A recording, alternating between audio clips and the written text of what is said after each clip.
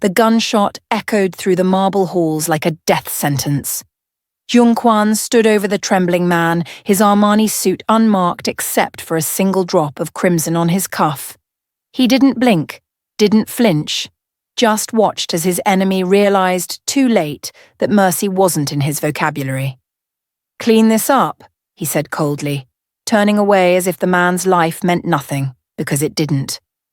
In his world, power was currency, and he owned the entire bank. But there was one transaction his billions couldn't complete, one deal his empire couldn't close. His own body had become his prison. 5 years ago, an assassination attempt left him with more than scars. The surgeons saved his life but couldn't restore what the bullets stole: his manhood, his ability to feel pleasure, to connect, to be truly alive. He was impotent, broken in the one way no amount of power could fix. Women threw themselves at him relentlessly. Heiresses, models, socialites, all desperate to claim the untouchable Jung-kwan. But he felt nothing. Nothing but cold, suffocating emptiness. Until one rain-soaked Saturday night, his executive secretary stumbled drunk into his fortress, and for the first time since the tragedy, his body awakened. For the first time in half a decade, he felt fire instead of ice, felt desire instead of emptiness. It felt human instead of hollow. But when dawn broke, she was gone, vanished like smoke, disappeared like she'd never existed. Why would the woman who resurrected his soul flee into the shadows? What secret was worth abandoning the most powerful man in Seoul? The answer would come 3 years later, in the form of 3 tiny heartbeats, 3 faces that looked exactly like his. 3 children he never knew existed.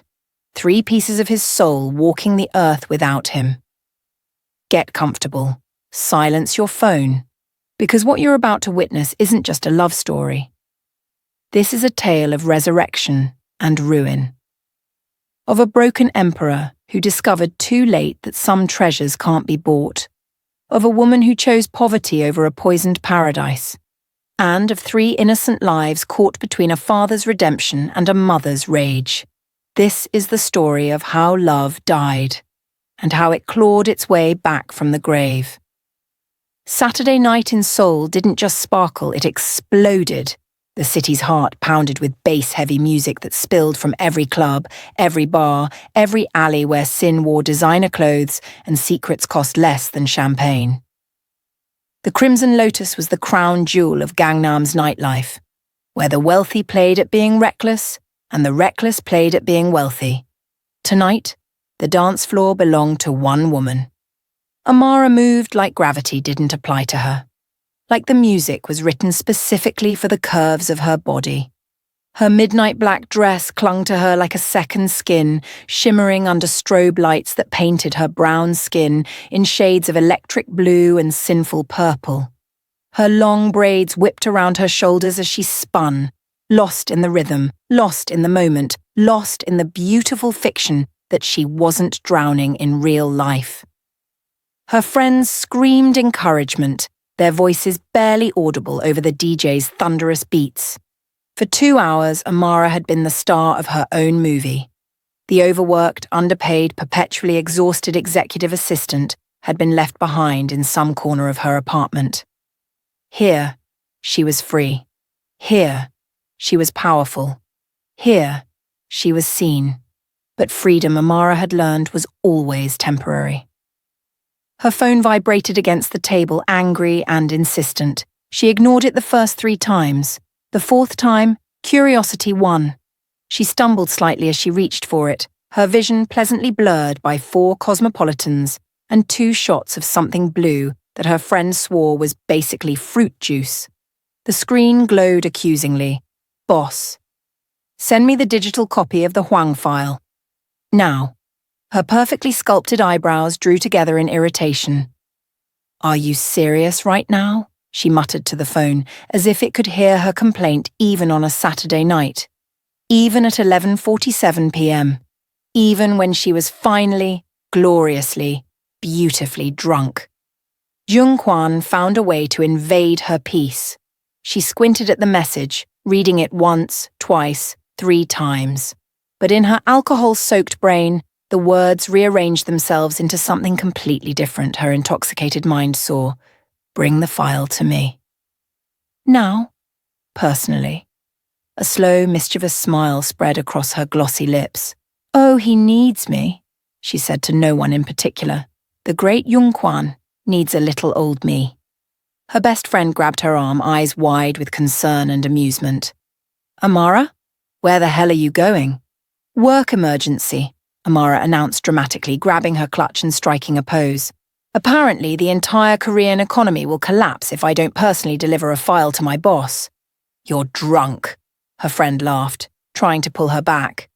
"You're also drunk," Amara pointed out with impeccable drunk logic. "But I have responsibilities. I have a purpose. I have—" She paused for dramatic effect. Excellent balance. She promptly stumbled into a nearby table, proving herself immediately wrong. "I'll be back before you finish your next drink," she promised, already weaving toward the exit. "Drop off the file, say hello, maybe ask for a raise, and boom, back in action." But deep in her chest, beneath the liquid courage and false confidence, something else stirred. Curiosity, excitement, a dangerous flutter that had nothing to do with the alcohol and everything to do with the man she'd been secretly, impossibly, stupidly crushing on for 2 years. Jungkwan's estate, the legendary fortress she'd only seen in company photographs and whispered rumours tonight. She would finally see where the devil lived. Outside the club, the night air slapped her face with cold reality. Rain had begun to fall, light and teasing, making the city lights reflect off the wet pavement like liquid neon. A black taxi pulled up within seconds. Money moved fast in this neighbourhood. "Destination?" the driver asked, eyes meeting hers in the rearview mirror. "Yongquan's private residence," Amara said, trying to sound professional and probably failing spectacularly. The driver's eyebrows shot up so fast they nearly left his face. "The Yongquan?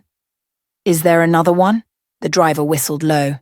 "Miss, I don't know what your relationship is with that man, but I genuinely hope you wake up tomorrow still employed.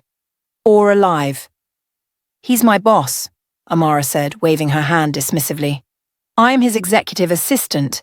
This is totally normal, completely professional, just a regular Saturday night file delivery to a crime lord's secret mansion." The driver's expression suggested he thought otherwise, but he pulled into traffic without further comment. The ride was a blur of streetlights and increasingly expensive neighbourhoods. The buildings grew taller, the cars grew sleeker, the streets grew quieter. Seoul's chaos slowly gave way to Seoul's wealth, and wealth in this city meant silence. Powerful people didn't need to be loud. When the taxi finally stopped, Amara pressed her face against the window and gasped. The estate wasn't a house. It was a statement, a fortress.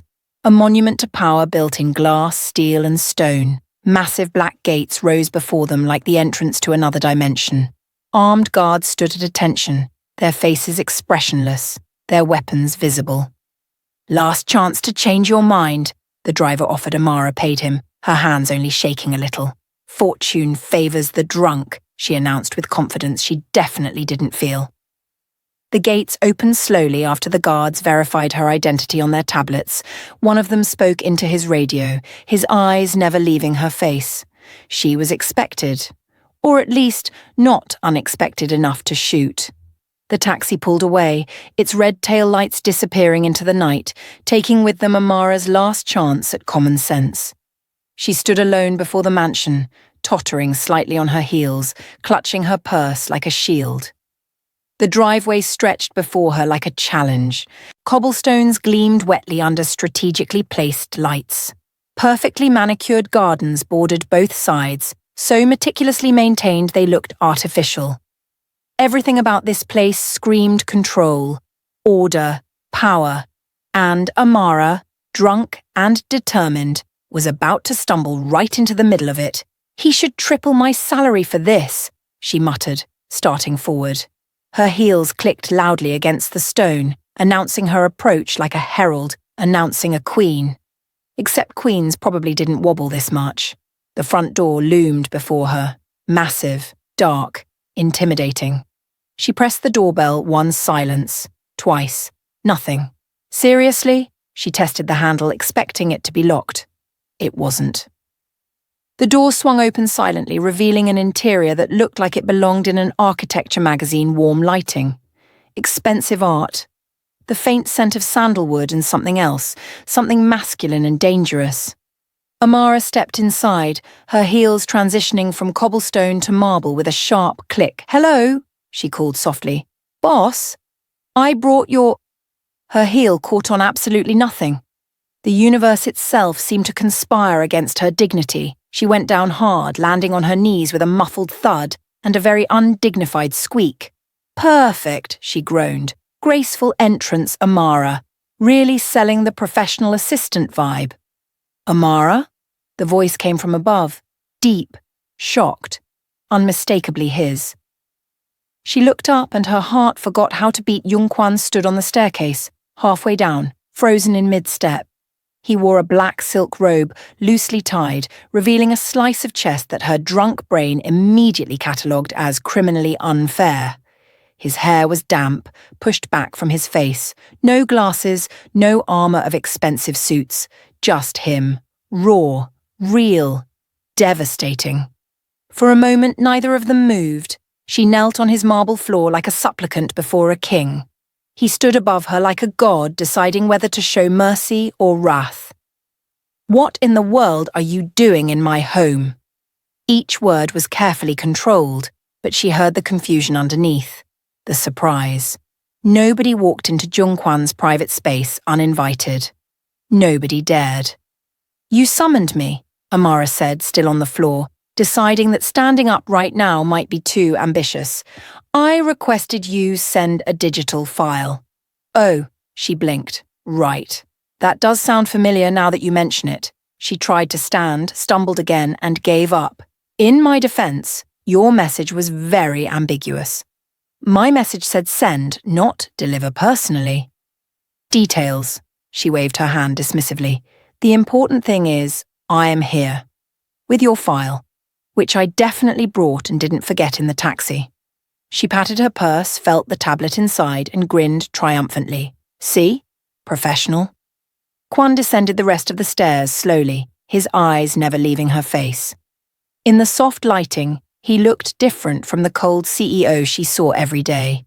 He looked human, touchable, dangerous in an entirely new way. "You're intoxicated." "I'm motivated," Amara corrected, finally managing to stand, though she immediately grabbed the nearby console table for support. "There's a difference. To break into my residence. Technically, you left the door unlocked. That's basically an invitation. Maybe even a cry for help, are you lonely, boss?" "Is that what this is?" She smiled up at him, her usual filter completely dissolved by alcohol. His jaw clenched. She was impossible sober drunk. She was chaos incarnate. But as she smiled up at him, dimples showing, eyes bright despite the alcohol, he felt something shift in his chest. Something that had been dead for 5 years suddenly twitched, stirred, woke up. "Give me the file," he said quietly. She fumbled with her purse, pulled out the tablet and held it up victoriously, but when she tried to step toward him, her heel twisted. She fell forward right into his chest. His arms caught her automatically. Instinct protection. And suddenly they were pressed together, her perfume wrapping around him like a spell, her breath warm against his neck, her curves soft against his chest. Their eyes met. Time stopped. Something electric crackled in the air between them, dangerous and undeniable. "Here's your precious file," she whispered, but didn't move away. "You could have emailed it," he said, but didn't let go. "You could have said please," she countered, tilting her face up to his. He should have stepped back, should have called her a car, should have maintained the boundaries that kept his world separate from hers. But her lips were inches away. Her eyes held a challenge, and for the first time in 5 years, Jung Kwan felt heat instead of cold, felt desire instead of emptiness, felt alive instead of hollow.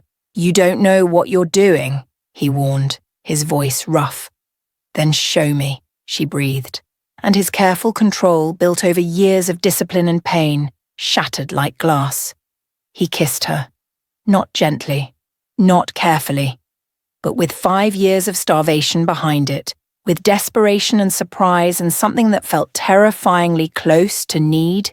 She responded immediately, her hands sliding up his chest, her fingers tangling in his hair. The tablet clattered to the floor, forgotten. The file didn't matter.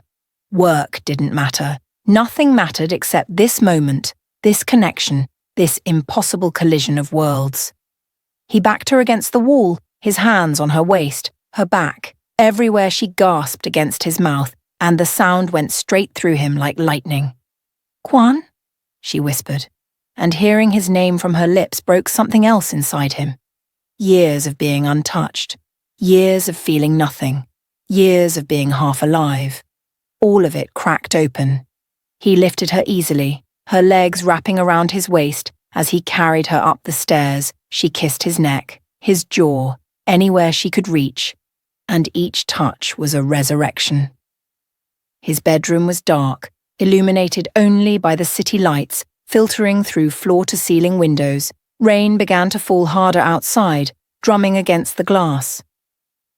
He laid her on his bed, and for a moment just looked at her. Hair spread across his pillows, dress riding up her thighs, eyes dark with desire and trust, and something that should have terrified him. "Last chance," he said quietly, "to run." "I don't run." She pulled him down to her. "I leap." What followed wasn't gentle. It was desperate and raw and real. Years of cold loneliness met one night of reckless heat. She whispered his name like a prayer. He worshipped her body, like a convert, finding religion.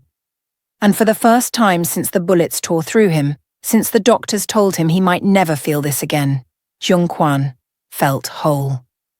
The night blurred into sensation and emotion. Her gasps, his groans, the rain against the windows, the silk sheets tangled around their bodies. Reality dissolved into just this, just them, just now.